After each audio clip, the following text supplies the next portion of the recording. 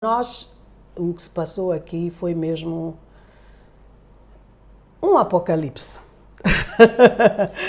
Porque eu vou dizer uma coisa, Napoleão. Angola, praticamente o desenvolvimento da Angola enquanto província ultramarina começou aqui em 61, 62. Foi até 1973, porque a Revolução dos Escravos foi em abril de 74. Veja, foram para aí 12 anos, 13 anos de desenvolvimento. Nós, com 17 anos de paz plena e com um país já todo ele bem desenhado, olha onde é que nós estamos. Infelizmente. Portanto, nós temos, e depois é assim, em vez do MPLA continuar a querer dividir os angolanos, o presidente devia ser, o presidente João Lourenço devia ser o fator de unidade nacional. Ele devia ser a figura para quem eu e o Napoleão olhamos e nos revemos como angolanos. Ele devia ser o catalisador, a ponte.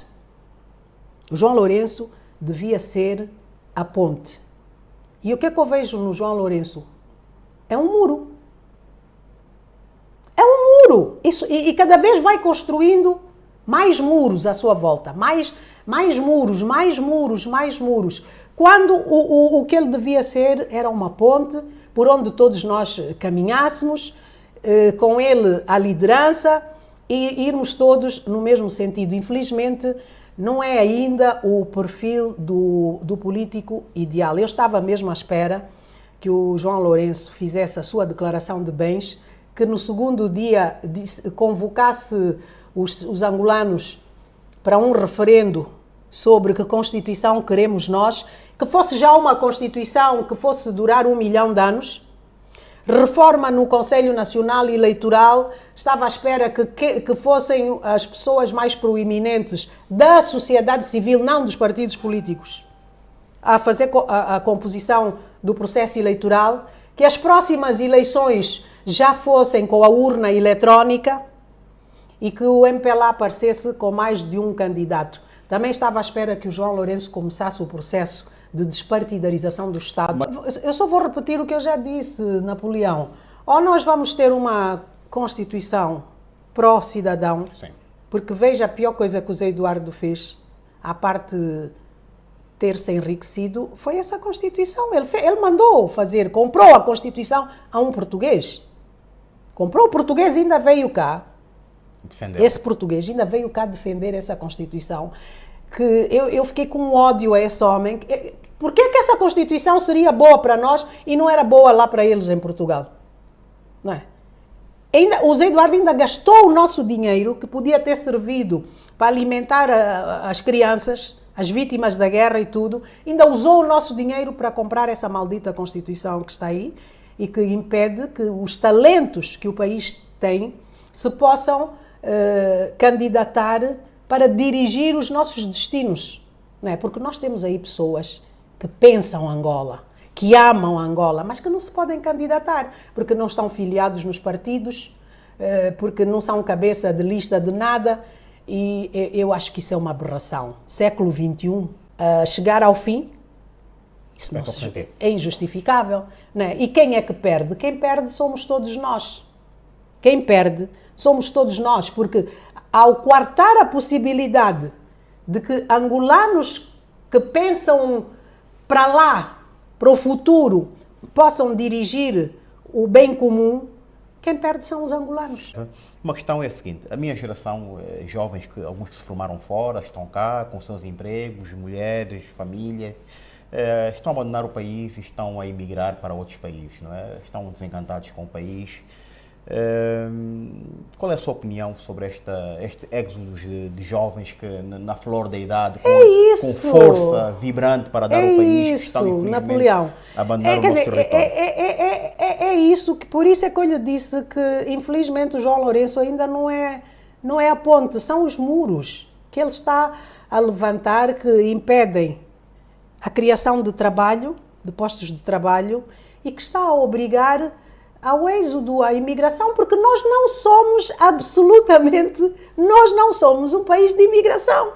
E quem imigra são os portugueses, que são miseráveis, pobrezinhos, miseráveis, salvo o termo, são mais ricos do que nós, mas são eles que imigram, porque Portugal é pequenino, tem poucos recursos, que mesmo assim sabem redistribuir bem, que não é o nosso caso. Imagine só, em África quem deviam ser os imigrantes? Os moçambicanos, os somalis, os ruandeses, os burundeses. Esses é que deviam ser os imigrantes. Cabe na cabeça de algum patriota que um país que vende quase 2 milhões de barris de petróleo por dia tenha os seus talentos a imigrar? O presidente devia dizer alto aí, para o barco, não vou permitir isso. Eu vou criar condições proximamente para estabilizar a economia, não é? E não é odiar as vozes contraditórias que surjam em defesa do país. Isso é uma aberração.